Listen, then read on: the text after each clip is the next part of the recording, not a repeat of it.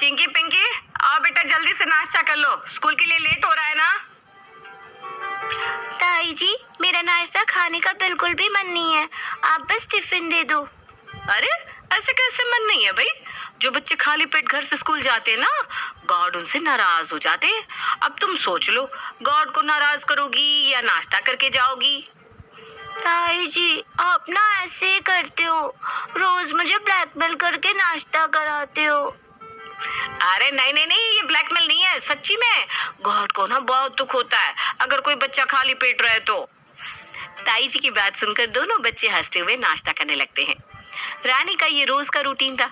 अपने बच्चों सोनू और बंटी के अलावा वो खुशी खुशी देवरानी की बेटियों चिंकी और पिंकी को भी स्कूल के लिए तैयार करती, उनका टिफिन बनाती, ब्रेकफास्ट तैयार करती और खुद स्कूल बस पे बिठा कर ही घर लौटती। रानी की देवरानी मोना शुरू से ही वर्किंग थी, जबकि रानी एक हाउसवाइफ थी। रानी ही थी जिसने इस बड़े से परिवार के मोतियों को एक धागे में पिरोकर उसे जोड़ा हुआ था। उसका छोटे बड़े सबके लिए निस्वार्थ प्यार ही इस संयुक्त परिवार की एकता का कारण था। मोना को तो शुरू से ही सिर्फ और सिर्फ अपनी नौकरी से ही मतलब रहता था। घर में क्या है क्या नहीं, बच्चों की जरूरतें पूरा करना, उनके साथ टाइम बिताना, ये सब मोना को आता ही नहीं था, या यूं कह लो कि उसे ये सब संभालने की कभी जरूरत ही नहीं पड़ी थी। भाभी, कल सुबह मुझे जल्दी निकलना है, आप मेरा लंच मत बनाना, मैं कैंटीन में ही कुछ खा लूंगी। अरे कैंटीन में क्यों खा लोगी? देख, बच्चों के लिए टिफिन बनाने को तो मैं उठती हूँ, उसी समय तेरा भी टिफिन बना दूंगी। कैंटीन का खाना तुझे हजम कहाँ होता है, फिर 2 दिन तक परेशान रहेगी। आप ना दुनिया की सबसे अच्छी जेठानी हो, सच्ची, थैंक यू सो मच। अच्छा जा जाकर तू सो जा, सुबह जल्दी उठना है ना। मैं बच्चों को उनके कमरे में सुला कर आती हूँ। अपने 2.5 साल की बेटी को कमर में लटकाए रानी तीनों बच्चों को उनके कमरे में सुलाने के लिए ले जाती है। मम्मा, आज कोई कहानी सुनाओ ना। अच्छा ठीक है, प्रॉमिस करो फिर तीनों चुपचाप से सो जाओगे।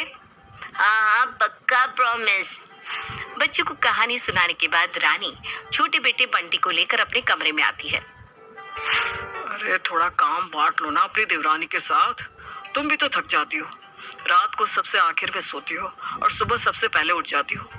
मोना की शादी को भी 7 साल हो गए, 2 बच्चों की माँ बन गई वो, लेकिन आज भी मेहमानों की तरह बस खाना खाकर सोने चली जाती है। अरे माना की नौकरी करती है, लेकिन अपने बच्चे तो खुद संभालने आने चाहिए ना उसे। देखो मैं समझा रहा हूँ तुम्हें, 4 बच्चों की परवरिश करना कोई आसान काम नहीं है। और तुम चाहे जितना भी कर लो, आजकल भलाई का बदला लोग बुराई से ही देते हैं। अपने सर से थोड़ी जिम्मेदारियां घटाओ और खुद पर और अपने आराम पर ध्यान दो। अरे मोना कौन सा मेरे सर पर बंदूक रखकर मुझसे कोई काम करा रही है? मैं जो भी कर रही हूँ अपनी खुशी से कर रही हूँ। और काम का क्या है, काम करने से इंसान घटता थोड़ी ना है। आप बेकार में मेरी इतनी चिंता करते हैं। वैसे एक राज की बात बताऊं आपको, आपका मेरे लिए यूं चिंता करना मुझे बहुत अच्छा लगता है। देखो ये मजाक करने की बात नहीं है रानी, तुम खुद ठंडे दिमाग से सोचो। चिंकी पिंकी मोना की बेटियां हैं या तुम्हारी? सुबह थोड़ा जल्दी उठकर अपनी बेटियों का टिफिन और नाश्ता तो उसे बनाना चाहिए या नहीं? टिफिन बनाना तो दूर, मैंने देखा है वो तो अपने बच्चों की यूनिफॉर्म तक धोकर नहीं देती। अरे ऐसे भी भला कौन सी माँ होगी? ये कोई आज पहली बार होने वाला डिस्कशन नहीं था। रानी का पति करण देख रहा था कि कैसे उसकी पत्नी दिन रात चक्कर घिन्नी बनी इतने बड़े परिवार को चला रही है, जबकि मोना ने तो सब कुछ देखकर भी आंखें बंद की हुई है। इसलिए वक्त बेवक्त वो अपनी पत्नी को टोकता रहता और देवरानी के बच्चों की जिम्मेदारी देवरानी को सौंपने के लिए कहता। कुछ दिन बाद, चिंकी पिंकी, तुम दोनों के टेस्ट में कम नंबर आए थे ना, चलो खाना खत्म करने के बाद दोनों किताब लेकर बैठ जाओ, मैं भी आती हूँ, फिर अच्छे से मैथ्स की प्रैक्टिस करेंगे। ताई जी, आप पढ़ाती हो तो मुझे सब समझ में आ जाता है, आप ही हमें रोज पढ़ाया करो ना, फिर देखना हम दोनों कैसे टॉप करते हैं। चलो ठीक है, आज से हम रोज 1 घंटा पढ़ाई किया करेंगे बस। अपने बिजी शेड्यूल में से चिंकी पिंकी को पढ़ाने के लिए रानी ने किसी तरह 1 घंटा निकालना शुरू कर दिया था। उस 1 घंटे में वो तीनों बच्चों का होमवर्क करवाती और उनके डाउट्स क्लियर करती। धीरे धीरे एग्जाम का समय नजदीक आने लगा था। मम्मी, एग्जाम में बस 1 वीक बाकी है, स्ट्रेस कम करने के लिए स्कूल में एक एक्टिविटी है, आप मेरी तैयारी करा दोगी? हाँ हाँ, क्यों नहीं बेटा। सोनू भैया, आप कितने लकी है, ताई जी तो आपका सबसे अच्छा प्रोजेक्ट बनवा देंगी और उसकी प्रेजेंटेशन भी बनवा देंगी। आपको पता है ताई जी, मैंने अभी मम्मा को कॉल किया था कि मेरे प्रोजेक्ट के लिए सामान लेकर आना। पता है मम्मा ने क्या कहा? कहने लगी ये सब फालतू चीजें करने के लिए मेरे पास टाइम नहीं है। वो मेरा कोई भी प्रोजेक्ट नहीं बनाने वाली। अरे बेटा, ऐसा नहीं बोलते।